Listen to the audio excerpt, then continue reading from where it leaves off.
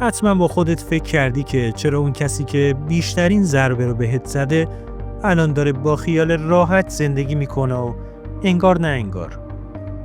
حتما شنیدی که میگن از هر دست بدی از همون دست میگیری. اما وقتی به واقعیت نگاه میکنی میبینی انگار این فرمول برای خیلیا کار نمیکنه. حقیقت اینه که کارما اون چیزی نیست که توی فیلم‌ها دیدی. اون یه سیستم خیلی پیچیده‌تر و شاید بی‌رحمانه‌تر از تصورات ماست. به کانال آلفای درون خوش اومدی. راز اول اینجاست. کارما مثل یه دادگاه زمینی نیست که بلافاصله حکم صادر کنه و طرف رو به مجازات برسونه. جهان بر اساس مفاهیم اخلاقی من و تو یعنی خوب و بد کار نمیکنه، بلکه بر اساس فرکانس و ارتعاش پیش میره.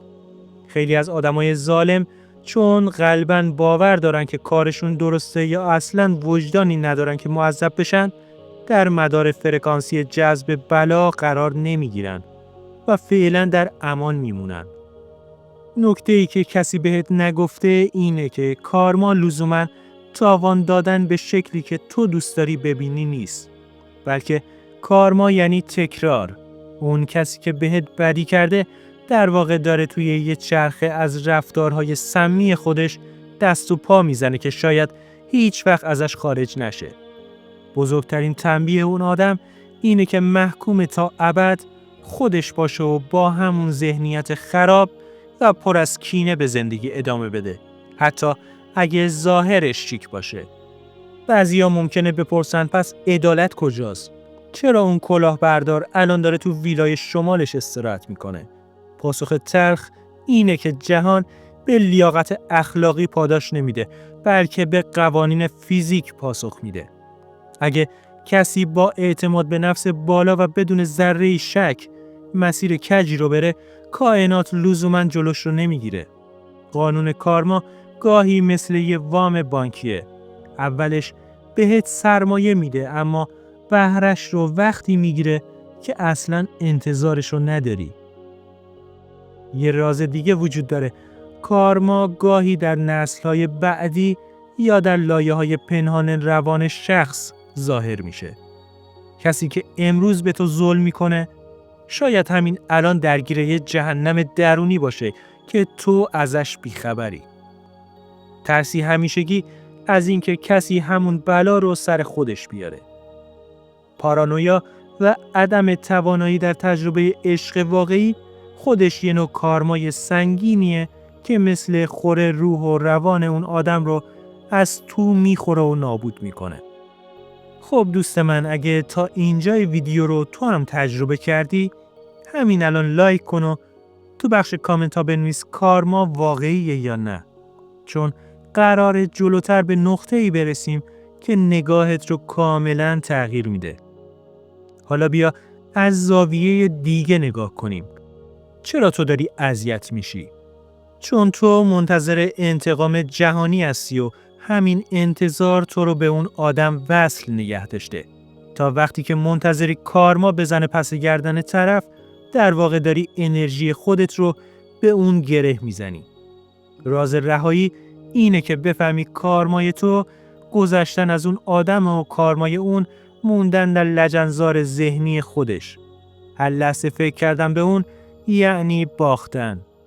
آدمایی که به نظر میرسه هرگز تاوان نمیدن معمولاً کسایی هستن که به شدت روی نقاب خودشون کار کردن.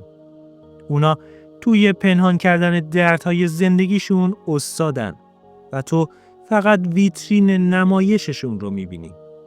جهان هیچ بدی رو بی پاسخ نمیذاره، اما زمانبندی کائنات با ساعت مچی ما هماهنگ نیست. گاهی تاوان یه عمر ظلم در آخرین لحظات عمر به شکل یه تنهایی مطلق و هولناک ظاهر میشه که هیچ پولی نمیتونه جبرانش کنه. یه حقیقت ترسناک هم هست. بعضیا انقدر سقوط کردن که دیگه حتی ارزش دریافت کارما رو هم ندارن. انگار که سیستم هوشمند جهان اونا رو از لیست رشد خط زده و رهاشون کرده تا در جهل خودشون غرق بشن. اونا مثل یه میوه گندیدن که درخت دیگه براشون انرژی صرف نمیکنه تا بیفتن. اونا شاید تا آخر عمر در رفاه باشن، اما از درون تهی و پوچتر از هر مرده‌ای هستن. قانون کارما میگه هر عملی یه رد پای انرژیایی به جا میذاره که پاک شدنی نیست. حتی اگه اون آدم با قدرت و پولش بتونه دهن همه رو ببنده، نمیتونه از سایه خودش فرار کنه. سایه ها وقتی بزرگ میشن که نور آگاهی بهشون بتابه. خیلیا تاوان نمیدن چون هنوز در تاریکی مطلق زندگی میکنن و اصلا نمیفهمن که دارن سقوط میکنن. سقوط در بیخبری خودش ترسناکترین نوع تاوان دادن در این دنیاست. خب حالا یکم درباره کارمای سفید حرف بزنیم.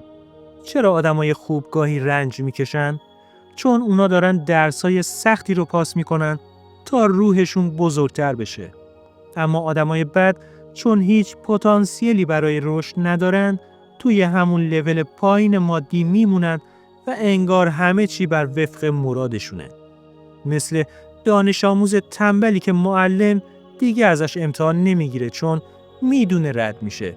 کائنات هم گاهی سراغ اشرار نمیره چون اونا کلاً مردود شدن.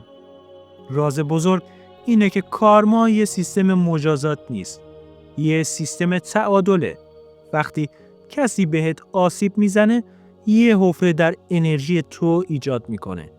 اگه تو بتونی اون حفره رو با آگاهی پر کنی، کارمای تو تموم شده و به مرحله بالاتری میری.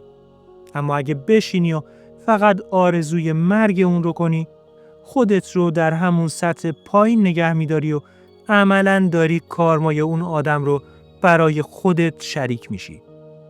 چرا بعضیا تاوان نمیدن؟ چون اونا ممکنه بخشی از کارمای جمعی باشن. اونا اومدن تا نقش تاریکی رو بازی کنن تا بقیه به سمت نور حرکت کنن. این یه بازی خیلی بزرگتر از زندگی شخصی من و توه. اون آدم ظالم مثل یه ابزار برای بیداری توه. وقتی بیدار شدی، اون ابزار دیگه اهمیتی نداره و میتونه بره به درک. اون وقت میبینی که چطور به سادگی از زندگی تو حذف یا محو میشه.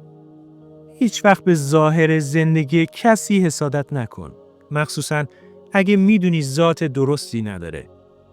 آرامش تنها چیزیه که با پول و قدرت نمیشه خرید و دقیقاً همون چیزیه که کارما اول از همه از آدمهای بد میگیره. اونا ممکنه بهترین تخت خواب دنیا رو داشته باشن، اما ثانیه‌ای خواب راحت ندارن. این همون تاوان خاموشیه که تو نمیبینی، ولی اونا دارن ذره ذره باهاش آب میشن و از بین میرن. کارما مثل یه دومینوه. گاهی اولین مهره که میفته سالها طول میکشه تا به آخرین مهره برسه. تو شاید فقط ریزش مهره های اول رو ببینی و فکر کنی که تموم شد، اما اون ضربه در اعماق هستی جاری شده. هر کلمه‌ای که دل کسی رو شکونده یه ارتعاش مخربه که بالاخره یه روز یه جایی به شکل یه اتفاق ناگوار به منبعش برمیگرده. شک نکن که حساب و کتاب این دنیا خیلی دقیق تر از چرتکه های ماست. در نهایت راز نهایی اینه: روی کارمای خودت تمرکز کن، نه بقیه. جهان به جای اینکه بهت نشون بده اونا چطور دارن مجازات میشن، بهت فرصت میده که خودت رو از بند اونا رها کنی.